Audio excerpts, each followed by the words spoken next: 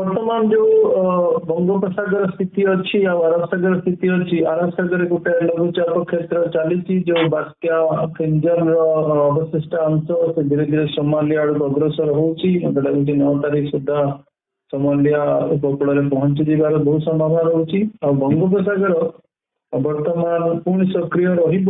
ବର୍ତ୍ତମାନ ଯୋଉ ଆପଣ କହୁଛନ୍ତି ଲଘୁଚାପ ଘୂର୍ଣ୍ଣିବଳୟ କ୍ଷେତ୍ର ସେ ଦକ୍ଷିଣ ଚୀନ ସାଗରରୁ ଦକ୍ଷିଣ ଆଣ୍ଡାମାନ ସାଗର ଦେଇକି ଦକ୍ଷିଣ ବଙ୍ଗୋପସାଗରକୁ ମତେ ଲାଗୁଛି ମୋଟାମୋଟି 6-7ରେ ଘୂର୍ଣ୍ଣିବଳୟ କ୍ଷେତ୍ର ସୃଷ୍ଟି ହେବାର ବହୁତ ସମ୍ଭାବନା ରହୁଛି। ଆଉ ତାପରେ ସେ ପଶ୍ଚିମ ଦିଗରେ ଗତି କରିବ। ଓଭରଅଲ୍ ମତେ ଲାଗୁଛି ଯୋଉ ତାର ମାନେ ଅବଧିଟା ସମୟ ଅବଧିଟା 4-5 ରୁ ନେଇକି ଅପ୍ ଟୁ 18 ତାରିଖ 16-17 ପର୍ଯ୍ୟନ୍ତ ରହିବାର ସମ୍ଭାବନା ରହୁଛି। ମୋଷ୍ଟଲି ଦକ୍ଷିଣ ଭାରତ ଆଦେହରେ ବେଶୀ ପ୍ରଭାବିତ ହେବାର ବହୁତ ସମ୍ଭାବନା ଅଛି। ଆନ୍ଧ୍ରପ୍ରଦେଶ, ଓଡ଼ିଶାରେ ବି